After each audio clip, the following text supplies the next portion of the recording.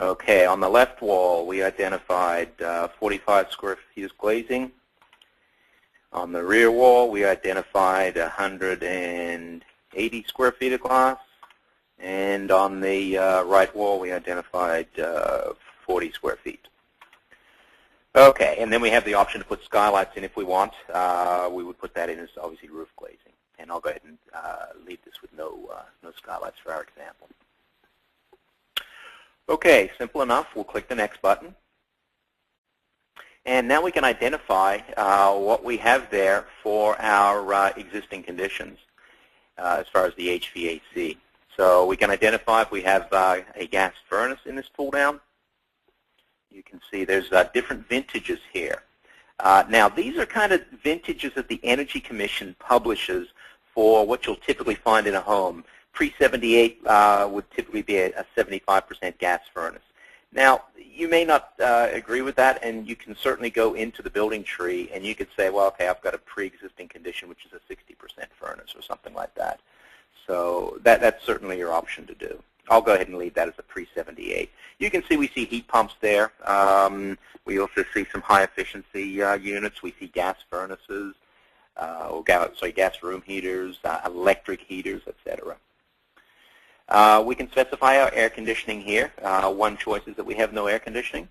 I'll go ahead and select that I have a pre-1984 8.0 SEER air conditioner. Okay. We can specify our heating and cooling situation. I'll go ahead and assume that we have a ducted system, that the ducts are located in the attic. And then we have the duct insulation. Probably 2.1 would be typical for an older home. Obviously, that's your choice as to what you find there for the conditions. And we'll go ahead and specify that we did a leakage test on the existing home and that we found the existing ducts to be leaking, and I'll just arbitrarily pick a very leaky situation of 32%. So once again, that's up to you as to what you test and use for the existing condition. Over here, we can specify the domestic hot water system, and right now I've got this selected as being a standard 50-gallon or less. We do have a library of different water heaters here that you can pick from in EnergyPro, and you can see there's all sorts of things. There's tankless water heaters, there's electric water heaters, there's instantaneous electric, there's a 50-gallon electric. I'll go ahead and assume that we've got an old gas water heater, and I'll use what the CEC identifies as being a prior to 1999 default. Once again, if you've got better information than that, you can certainly go ahead and put in whatever you feel like.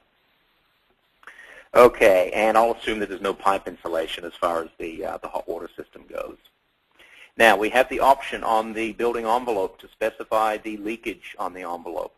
I'll go ahead and specify that we did testing on the envelope, and I'll specify that we did an airflow test, and I'll say that we found that we had 2,500 CFM using the CFM50 test. You can also use another way to specify the building envelope leakage, which is terminology the Energy Commission likes to use, which is a specific leakage area. I got to say, this is a kind of a really oddball number, the way this is put in, but you would probably have a specific leakage area somewhere between maybe 3 and 10. But I doubt your testing is going to give you that number. You'll have to convert over to it. So for our purposes, it's probably easier to get your blower door test, put in the CFM50 test number, and then we'll move on. Okay, so at this point, we go to the next screen, and we've identified everything we need to do, so I'm going to go ahead and click Finish. Now, we do have some home rating calculations we can do here, but for the purposes of the program that you're doing with Scott, we probably won't do home ratings as the basis of our calculations. So I'll go ahead and click Finish. And now what EnergyPro has done for me is it has taken all of those inputs and it has created what we call a building tree.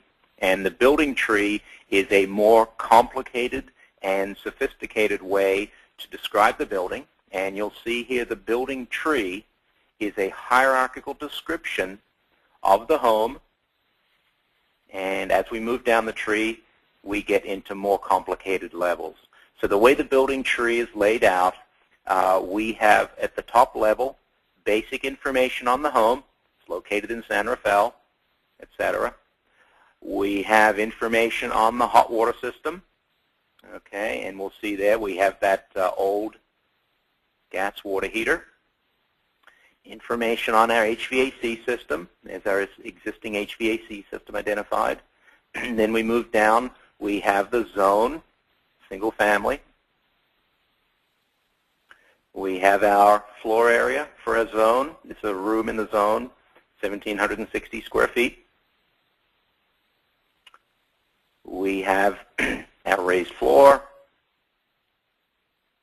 There's a wall on the front of the home.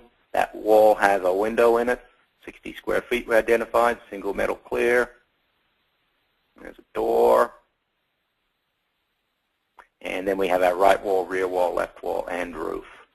So the wizard did all that for us. Now, you don't have to use a wizard to do that. You can actually create the building tree on your own simply by going into the tree here and just creating it using right mouse clicks and adding components and levels to the tree. So as an example, let's say we wanted to take this description of the home that we have here and we want to make it a little bit more sophisticated. It turns out that we have more than just the 4 walls that we identified. Maybe there's an angled wall on the home that we want to identify. So we can go to the room here and we can right mouse click on the room and we can add an exterior wall. Now you can see there's a whole bunch of things you can add onto a room. You can put in another slab on grade in there. You can add another raised floor. You can do below grade surfaces, roofs. Don't worry about lighting. That's relevant to non-residential. I'll talk about lighting in a minute here. Don't worry about tasks. That's relevant to non-res. And interior thermal mass, it doesn't really have any significant relevance here unless you've got a home that has a significant amount of thermal mass in it that you need to identify.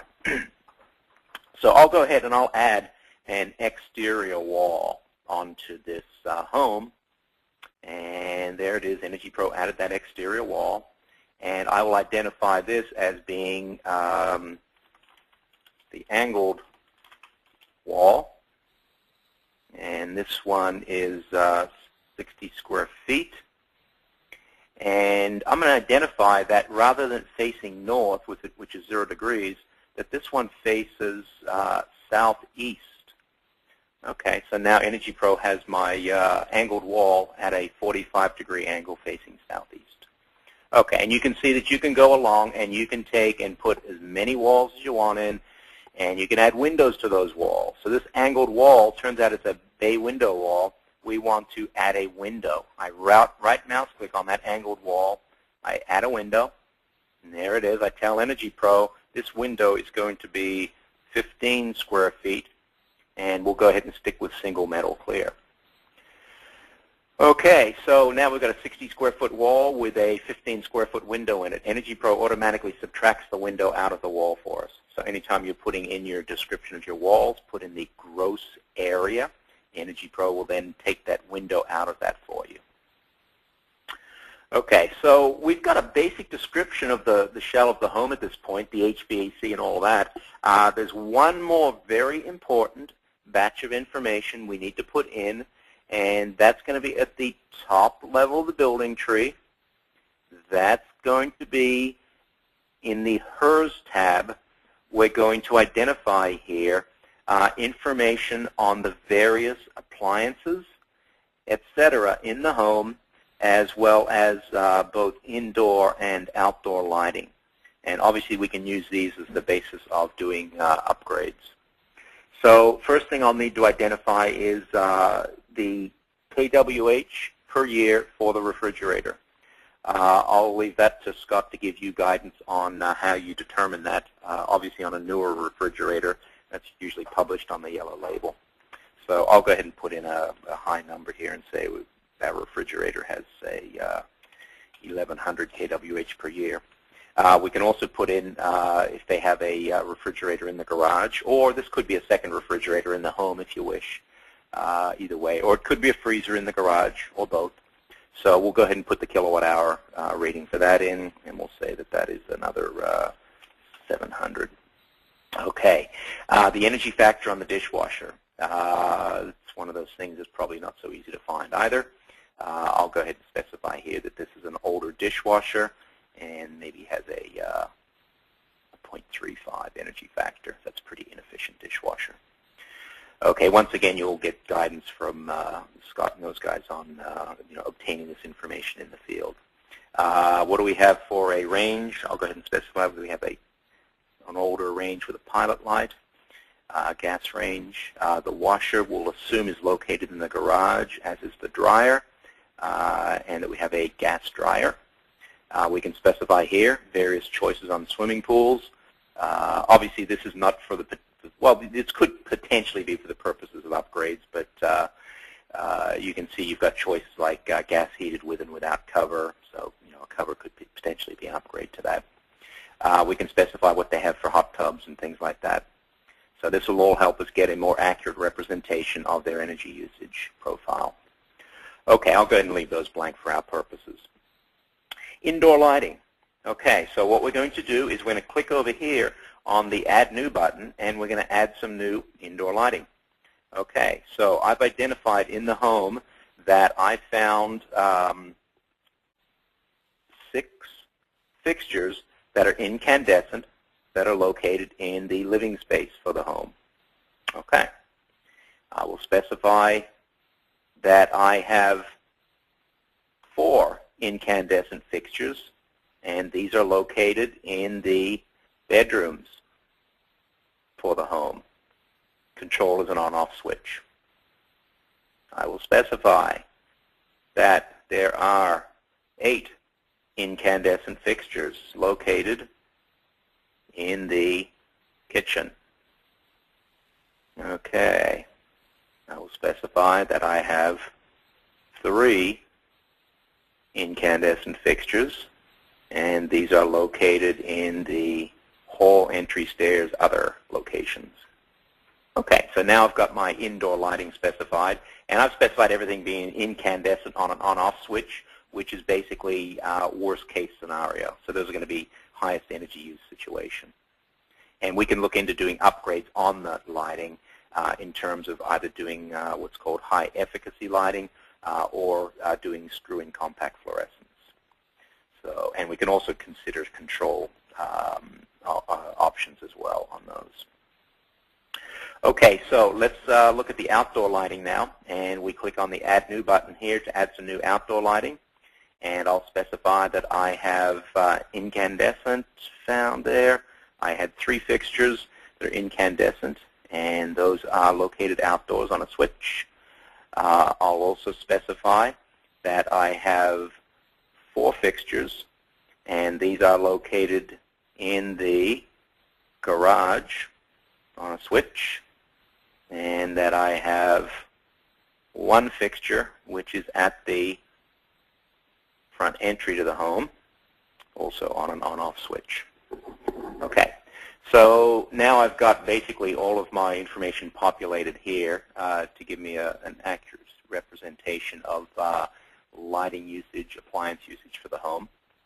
So our next step is going to be to go ahead and run a quick calculation and see how our results look as far as our energy use predictions.